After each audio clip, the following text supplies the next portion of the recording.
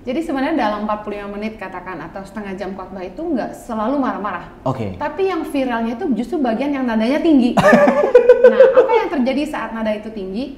Saya berasa kayak ada pewahyuan Roh Kudus. Saya nggak pikirin, tapi kata itu keluar dengan begitu cepat tanpa sempat dipikirkan dan disaring. Unstoppable. Awalnya nggak jelas mau kerja apa. Ya. Lalu kemudian mau tinggal di mana. Lalu kemudian mulai pelayanan bagaimana. Kami meninggalkan Indonesia sejak kami SMA.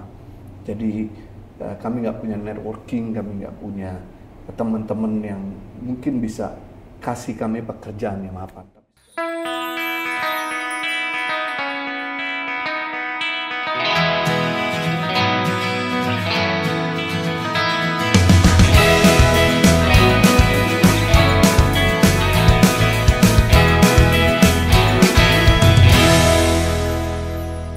Shalom warga kerajaan, welcome back to Life Talk, a meaningful conversation about life. Dan kali ini kita masuk dalam series family, dan puji Tuhan ya, hari ini kita kedatangan couples yang cinta Tuhan banget dan mau berbagi kisah hidup mereka yang pastinya menginspirasi dan tentu saja menjadi berkat bagi kita semua ya. So, tanpa berlama-lama lagi, please welcome Pastor Jojo and Pastor Henny Christianus. Halo, shalom, apa kabar? Looks good, looks great, sehat-sehat banget nih kayaknya ya. Sehat molek atau Sehat bugar, sehat fresh. bugar. Pokoknya wajah tuh berkilau-kilau penuh sukacita sekali ya. Praise God. Siap, praise God. Nah, kali ini kita akan ngobrol-ngobrol sama mereka berdua. Dan pertanyaan saya yang pertama nih, kan sekarang Pastor Jojo, Pastor Henny ini followersnya kalau di total-total ya, dari setiap platformnya tuh jutaan tuh. Puji Tuhan. What do you feel about that? Anugerah, kasih karunia, kepercayaan Tuhan. Nggak kepikiran buat nyalak tapi kan? Enggak. Sama sekali. Sama sekali nggak Sama kepikiran buat sekali, nyalak ya? enggak. Tapi pernah berpikir nggak sih dulu buat video gitu, ini bakal viral? Nggak pernah kepikiran, nggak pernah berusaha tenar juga, nggak pernah beli follower juga. Yes. Jadi Tuhan yang promosiin, tiba-tiba out of the blue 2018 ya kurang lebih. Terus tiba-tiba video yang pertama kali viral itu healthy dating. Oh, oke. Ya, healthy dating. Baru kemudian bermunculan video-video yang sebenarnya udah lama banget ya. Udah lama banget. Terus dari mulai saya masih kurus, lalu gemuk, lalu kurus lagi, mudah-mudahan. Kurus terus. Itu tiba-tiba Tuhan promosi dan masuk ke platform sosial media, menjangkau orang-orang yang non-Kristen. Yes. Dan melampaui tembok gereja, melampaui tembok agama, melampaui tembok denominasi, melampaui suku, jadi bahkan melampaui kota dan bangsa. Okay. Jadi orang Indonesia dimanapun, bahkan orang Malay, ya, yang di Singapura juga, mereka juga banyak yang ikut terberkati dan nggak pernah kepikiran sih, bahkan video-video itu yang edit orang-orang di luar pengerja kami. Oh, oke. Yeah. Ini amaze Netizen. banget ya. Amaze Totally. banget ya. Jadi memang pesannya adalah promosinya datangnya dari Tuhan. Exactly. Kita berbuat yang terbaik aja terus ya. Iya, kasih karunia ya. Luar biasa. Oke, pertanyaan selanjutnya nih. Ada beberapa yang bilang nih, beberapa followers, komen-komen netizen, Pastor Henny Christianus kalau khotbah kok kayak marah-marah terus nih. Ini emang stylenya begitu atau emang too excited gitu kalau lagi khotbah gitu? Jadi sebenarnya dalam 45 menit katakan atau setengah jam khotbah itu nggak selalu marah-marah. Oke. Tapi yang viralnya itu justru bagian yang nadanya tinggi. Nah, apa yang terjadi saat nada itu tinggi? Saya berasa kayak ada pewahyuan Roh Kudus. Saya nggak pikirin, tapi kata itu keluar dengan begitu cepat tanpa sempat dipikirkan dan disaring. Unstoppable. Dan kenapa keluarnya jadi marah-marah? Pertama gini, karena saya perempuan dan suara sopran. Ya, Jadi oke. terdengar melengking kali ya. Nah, apakah marah? Sebenarnya enggak, itu kayak lebih ke tegas dan menghentak-hentak. Mungkin saya waktu khotbah itu saya ngerasa gini, saya ngerasa luapan hati Tuhan yang gemas, bercampur marah, bercampur jengkel karena orang Kristen dengar firman banyak tapi hidupnya nggak berubah. Ada seperti kemarahan ilahi di hati saya waktu saya tumpahin itu. Seperti Tuhan gemes gitu. Tapi sebenarnya kalau secara sadar di mimbar saya berusaha kontrol. Oke. Tapi waktu pengurapan itu datang, jadi saya bilang pengurapan saya pengurapan marah-marah.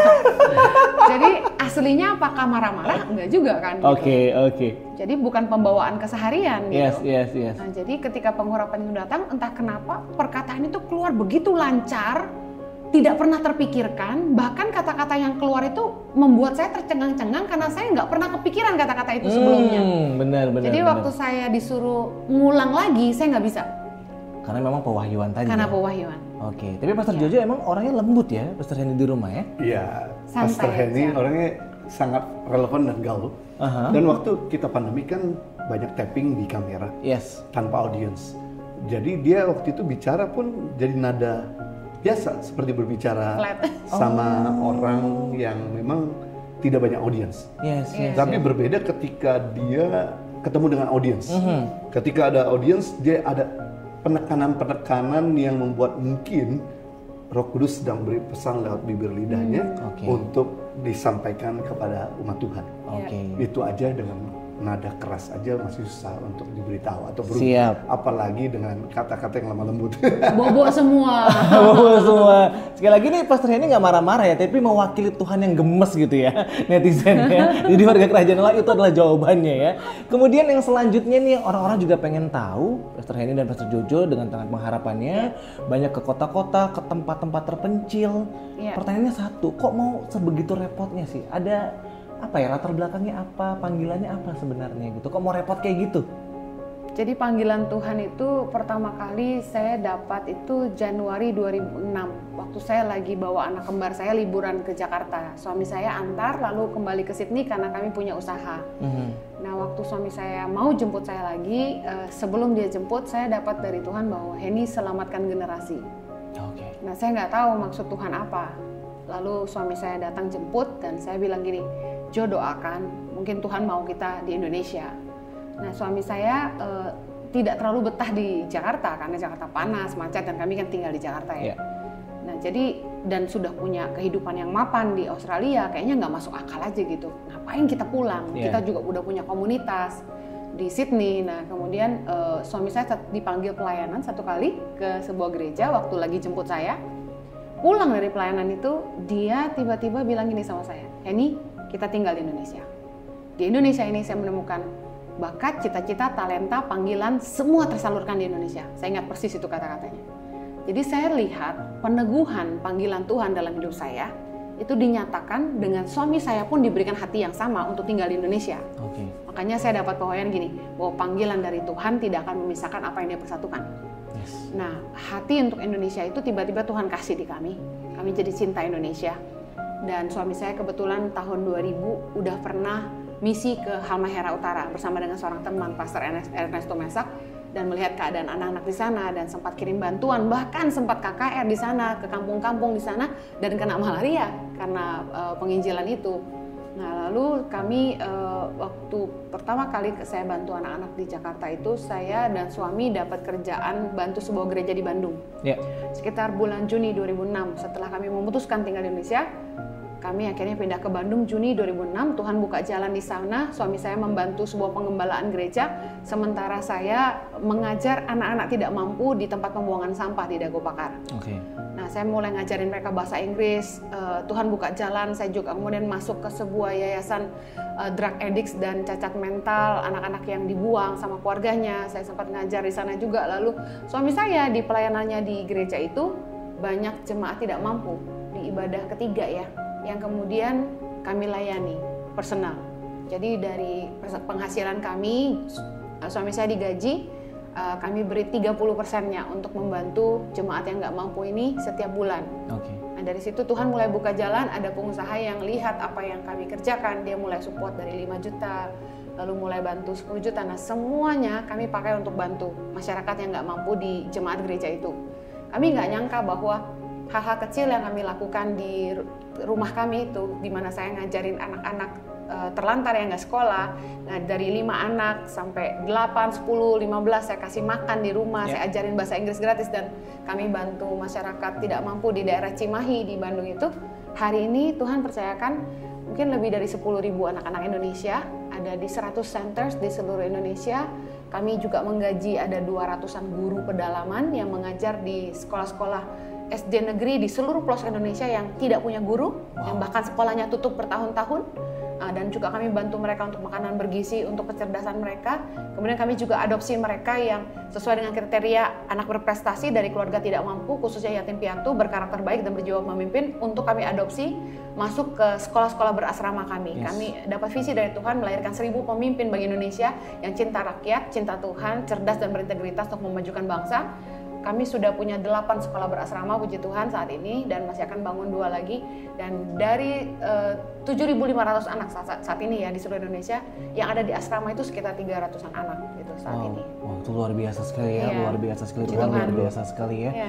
Pastor Jojo, kalau boleh tahu nih, kenapa waktu itu begitu yakin dengan visi itu? Ini kan bawa keluarga nih ya, bawa keluarga, itu keputusan yang nggak mudah dong. Iya. Keputusan yang sangat besar kan, kenapa begitu yakin pada waktu itu? Yang pasti karena saya tahu bahwa saya punya buntut ya, artinya bahwa istri dan anak-anak sebuah keputusan di mana kita harus tinggalkan rasa aman dan pulang Indonesia. Saya betul-betul harus berdoa. Saya berdoa dengan sungguh-sungguh, tapi nggak bisa dipungkiri bahwa panggilan akan Indonesia itu semakin berkobar di hati. Yes. Dan akhirnya saya sampaikan hal ini sama Henny, dan kemudian kita putuskan untuk tinggal di Indonesia.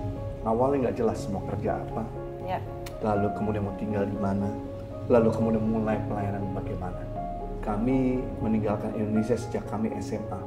Jadi kami nggak punya networking, kami nggak punya teman-teman yang mungkin bisa kasih kami pekerjaan yang mapan. Tapi sekali lagi, ketika itu dari Tuhan, Ya.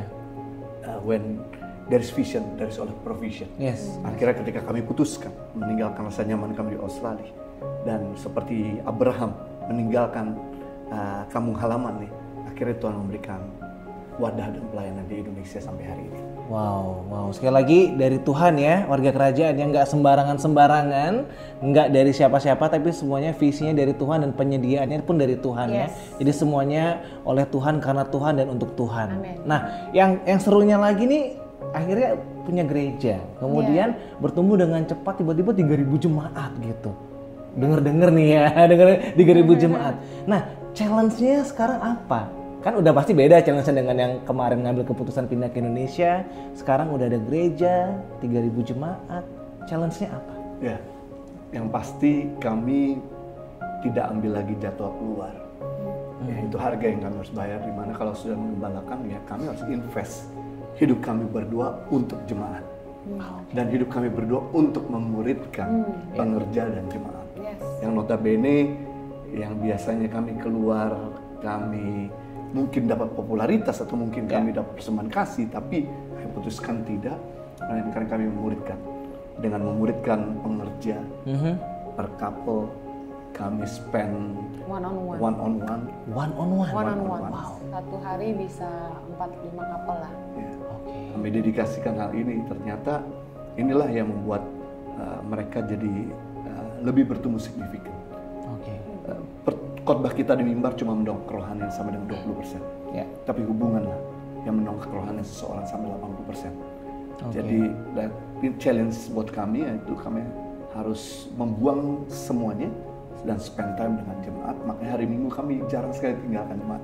Kecuali memang ada urusan penting, kami harus ada di luar negeri. Bawa jemaat untuk ke Holy Land. Yes. Oh ya. Dan kami itu pun cuma sebulan sekali, maksimum 1 bulan 2 kali. 1 tahun 3 kali lah maksimal. Iya. Maksimal ya. Maksimal. Iya. Jadi mostly kayak banyakan mostly kami ada di tempat. Oke, itu harga yang memang dibayar dan Betul. memang komitmen yang luar biasa. Apalagi Pastor Henny kan viral, ya. tapi dia berani menolak semua jadwal. Semua jadwal dan termasuk interview TV. Wow, that's a huge thing. Jadi betul-betul kami lihat apa yang kami investasikan tidak sia-sia. Oke, sekali lagi berarti challenge terbesarnya kedagingan ya. Kedagingan, keinginan untuk yang lain-lain ya. Oke, pertanyaan terakhir. Lebih sulit mana? Ngurusin keluarga, ngurusin jemaat, atau ngurusin keluarga jemaat? Nah, biasanya gembala kan pertanyaannya ini ya. Susahnya ngurusin ini kali ya. Lebih ke pengerja jemaat ya. Iya. Karena keluarga kita sih anak-anak kita baik, puji Ya, Tuhan. kalau kan keluarga kita tiap hari kumpul, jadi kita bisa mengarahkan, bisa menegur, bisa memberdaya. Tapi kalau jemaat ini, ya namanya volunteer, kadang-kadang kalau kita tegur ada yang terima dengan lapang hati, tapi ada juga yang tidak bisa terima dengan lapang hati. Karena kita baru kan. Iya, Penggembalaan iya. sesuatu yang baru buat kami, karena dulu waktu masih muda sekali, umur 17 tahun, 18 tahun kami merintis jemaat di Sydney. Ya. Tapi kami tidak mengembalakan. Nah, sekarang benar-benar musim hidup baru, kami pertama kali mengembalakan dan pengerja Tuhan kirim begitu banyak. Lumayan lah 250 ya, secara onsite. Ya. Belum termasuk yang online. Karena Oke. kami sebenarnya punya gereja online dahulu, baru gereja onsite. Ya. Nah, jadi yang di jemaat online sekitar 3.000-an dengan pengerja 150 leader. Kemudian di onsite ini jemaat sekitar 4.000 lah ya, dengan pengerja sekitar 300 lah gitu kurang lebih. Nah, termasuk baru dan orang-orang ini kan berasal dari mungkin latar belakang gereja yang berbeda sebelumnya, dibesarkan oleh pemimpin yang berbeda. Nah, mereka bilang ke kita, mereka udah pelayanan belasan tahun, jadi leader ini, jadi ketua ini, jadi wakil gembala. Yang saya herannya begitu melayani di kita menemukan mereka bayi-bayi rohani. Kita menemukan mereka tidak dewasa. Nah, dari situlah kita jadi PR banget. Jadi harus balik lagi, fondasi awal lagi, dan mulai mentoring mereka. Makanya kenapa kami mentoring mereka one on one? Karena kami care sama kehidupan leader-leader kami, memastikan secara keuangan mereka menang, dalam keluarga mereka jadi berkat, bahkan dalam pekerjaan mereka jadi saksi, supaya jangan sampai mereka sibuk pelayanan. Nah, belajar dari banyak pengalaman di masa sebelumnya, kami memutuskan di gereja kami tuh nggak boleh terlalu banyak ibadah, karena ibadah yang sesungguhnya hidup kita. Jadi hari Minggu saja mereka boleh harus hadir dan melayani pun mereka pilih hanya satu ibadah. Satu ibadahnya lagi mereka duduk sama keluarga mendengarkan firman Tuhan. Kami tidak mau mereka sibuk pelayanan tapi tidak dengar firman. Dan hari Rabu ibadah 60 minutes worship mereka bebas memilih onsite maupun online. Jadi tidak ada paksaan sama sekali. Nah, kami pengen mereka jadi berkat di rumah, menang dalam keuangan dan berkarya nyata, jadi excellent di dunia kerja mereka masing-masing gitu. Nah, ini salah satu tantangan di mana ketika kami membuat sesuatu yang baru, tidak biasa buat orang-orang ini, karena biasanya di gerejanya ada doa puasa, ada seperti ini. Ada banyak program ya. Program, nah jadi menyesuaikan lagi. Tantangan yang terbesar kayaknya itu ya. Wow, luar biasa banget. Emang nggak mudah sekali ya. Tidak mudah sekali ya. Oke, untuk menutup talk show ini, boleh dong berdoa buat family-family yang saat ini memang lagi krisis banget, kurang figur bapak, atau malah family-family yang lagi dalam titik terendah mereka. Kita tutup dengan doa boleh ya. Bapa, kami syukuri anugerah-Mu. Kami berdoa untuk setiap keluarga-keluarga yang saat ini mungkin sedang dalam goncangan. Tuhan, hubungan pernikahan yang tidak harmonis. Berdoa hanya kasih-Mu yang sanggup melembutkan hati mereka. Roh Kudus-Mu yang sanggup menolong mereka. Supaya mereka boleh saling mengampuni. Bertobat sungguh-sungguh, insyaf dari segala dosa mereka. Dan berbalik sungguh-sungguh kepada Allah. Berdoa Tuhan ada pertobatan yang terjadi dalam setiap rumah tangga. Suami istri saling introspeksi diri, saling menyadari kekurangan mereka, dan mereka mau saling menerima satu sama lain. Kasih-Mu yang menutupi banyak pelanggaran, memampukan mereka untuk terus bersama-sama. Tuhan, kami berdoa juga Tuhan untuk setiap anak-anak muda yang mungkin mereka kehilangan tujuan hidup, mereka nggak punya mentor yang baik dalam hidup mereka, nggak punya figur orang tua yang baik. Kami berdoa agar Roh Kudus Kau penolong dalam hidup mereka, penasehat, pengajar yang terbaik dalam hidup mereka, roh kebenaran yang akan menuntun mereka Tuhan menjadi kuat di dalam Tuhan. Berdoa agar roh mereka tidak padam, tapi Engkau boleh menjamah hati mereka, melembutkan hati mereka, dan Roh-Mu membuat mereka dekat dengan Tuhan, menyadari bahwa Tuhan mengasihi mereka dan mengubahkan hidup mereka.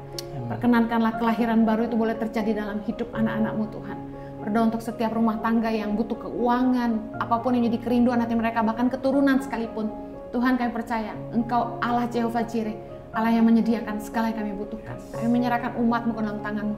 Pemeliharaan kasih karunia-Mu sempurna buat setiap mereka. Di dalam nama Yesus kami berdoa. Amen. Amin. Thank you banget buat waktunya, Pastor Jojo, Pastor Henny. Sampai jumpa di kesempatan selanjutnya. Nanti kita akan mampir lagi ya. Warga Kerajaan, sampai bertemu di Live Talk episode selanjutnya.